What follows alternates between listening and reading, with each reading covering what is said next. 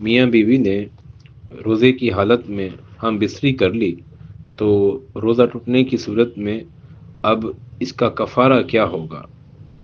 بسم اللہ الرحمن الرحیم۔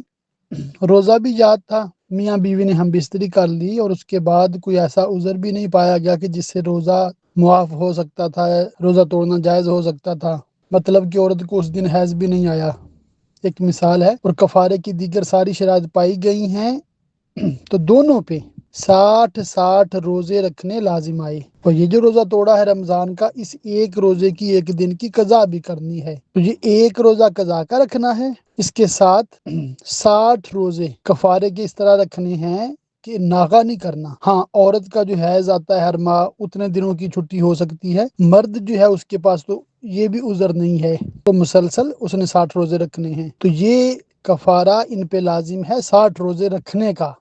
کسی کو کھانا کھلا کے یہ اس معاملے سے بری و ذمہ نہیں ہو سکتے۔